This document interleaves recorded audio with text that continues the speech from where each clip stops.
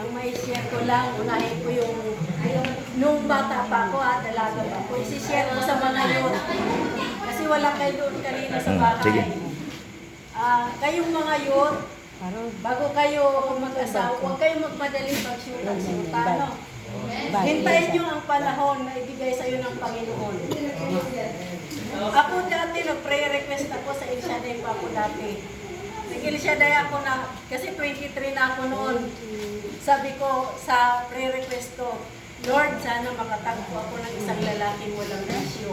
Kahit na mahirap sa buhay, basta makaraos lang kami, yun ang bigay mo sa akin.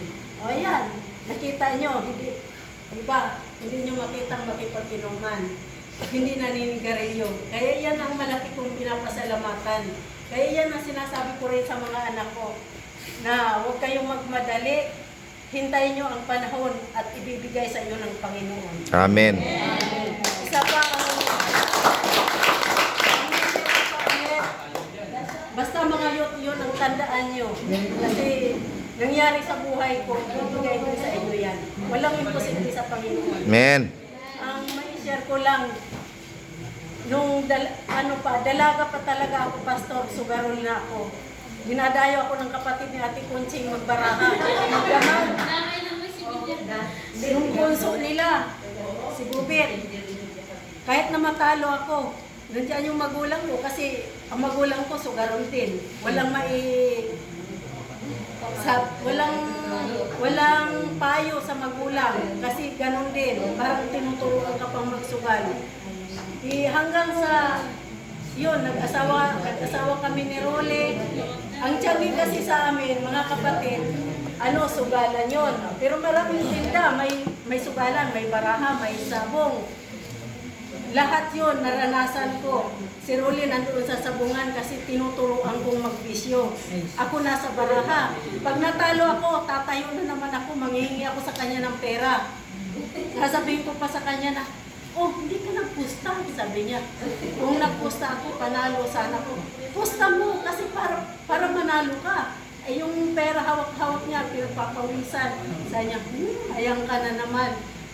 Nung sa pinilit ko siya, sabi ko, oh, kita mo, nanalo ka. Ganun ako ka, dati sa sugal.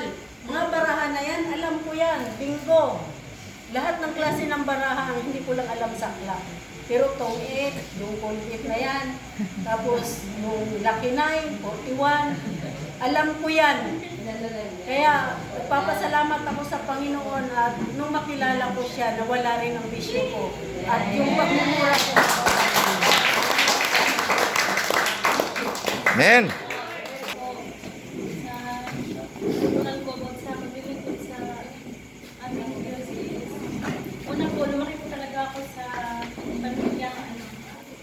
Christian po. UPC po yung namin, religion. Mga tito ko po pastor. So, ang natutunan ko po about sa paglilingkod sa King Diyos is magtiwala sa Kanya, ano po tayong magpatawad,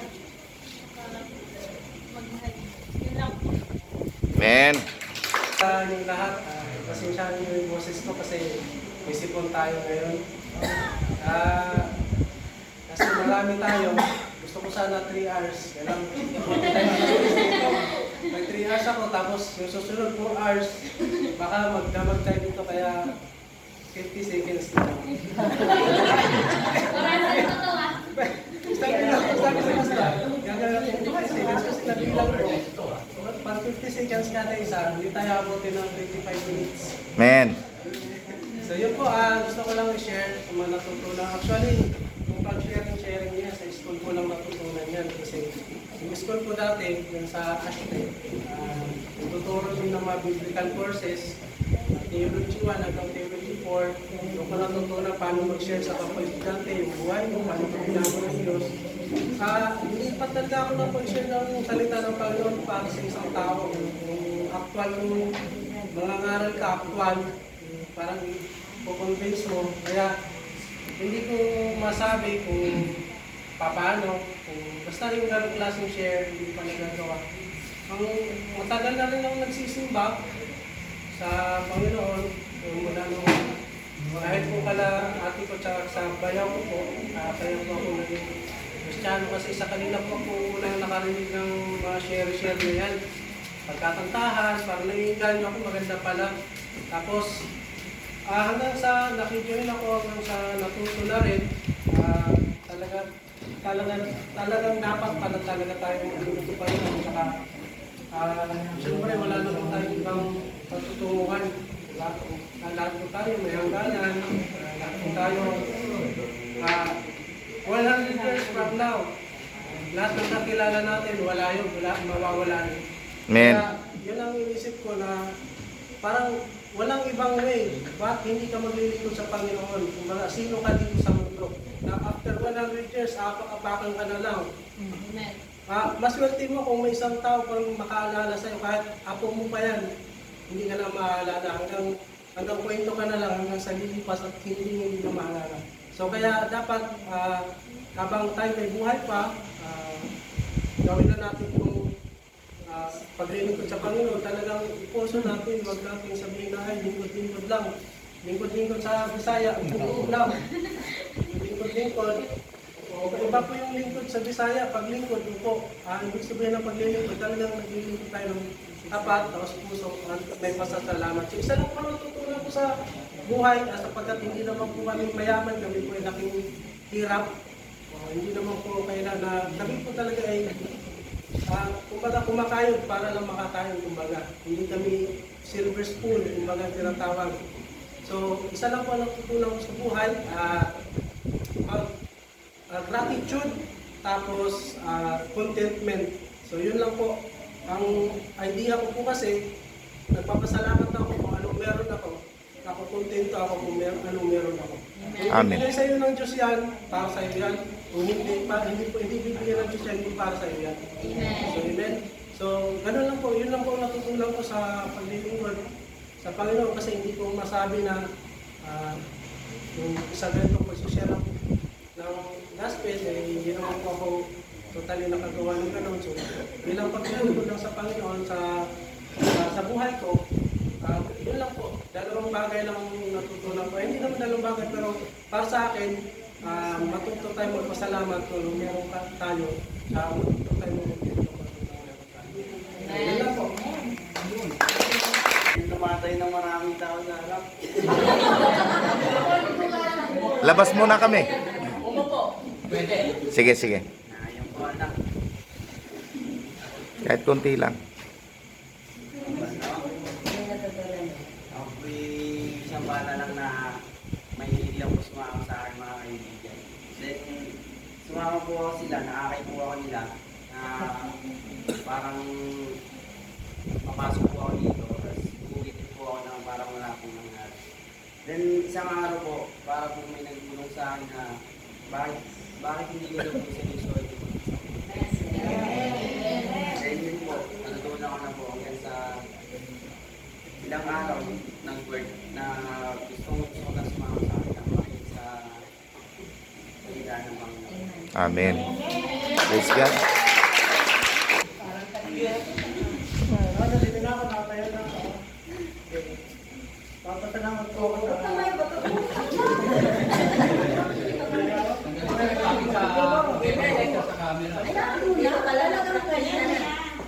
Salamat po ako, nakawin po kami ng Diyos. Kagabi.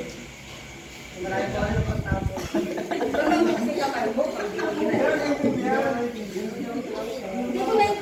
Chapi ka. Ha? Papasalamat lang po ako. Kagabi lang po ako. Ayun. May maulan po. Yun po.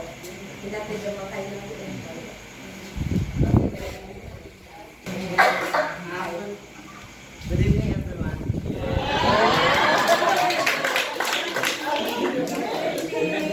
Encourage ko sa mga youth kasi siyempre youth din ako. Bilang teenagers is sana pagpatuloy natin yung maglilingkod sa Panginoon kasi tayo yung parang tayo mag-aangat sa ano natin. Bilang ngayon, bilang youth nga, tayo yung mag-aangat sa Hindi ako tayo kasi nga tayo inasa ng mga ano. Ayun, then sa ano po, sa pag-aaral,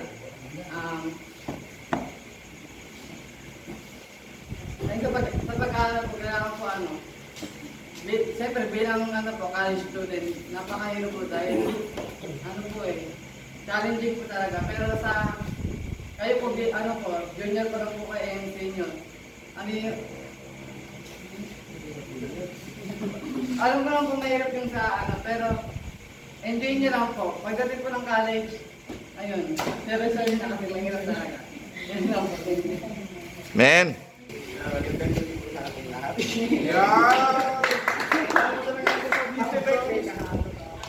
Ayun. O nga, birthday mo nga kahapon. Nagpapasalamat po kahapon.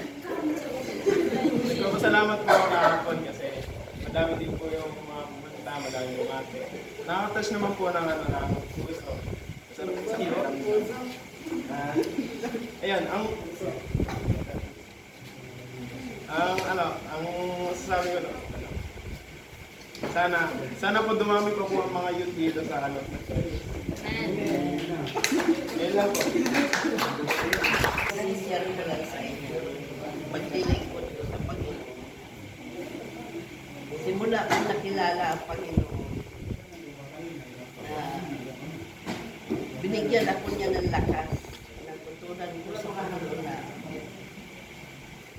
pag naglilingkod ako sa Kanya, parang masaya ako na malakas ako. Nararamdaman ko kahit sa anong gawain. Ang paa ko parang inihila ko sa anong gawain. Parang sabing ba ko ba sa mga gawain? Men. Ayun ang naano ko. Tapos ang katulad ko naman doon, yung sabi nga na huwag kaligtaan na dumalo sa mga gawain. Natutunan ko doon sa paglilingkod ko na kailangan, hindi ka mukha noon na hindi pa ako nakilala sa Panginoon na kami mag-asawa, mag-aaway, talagang lumalaban talaga ako. Hindi ako magpapatalo mo. Habulan kung habulan. Suntukan ko suntukan. Pero yung nakilala ko na sa Panginoon, parang umano sa isip ko na magpakumbaba. Mahalagang magpakumbaba. Men. Magpakumbaba tayo kasi yung magpakumbaba natin, doon ang Panginoon na may habang ang Panginoon sa atin pag magpakumbaba.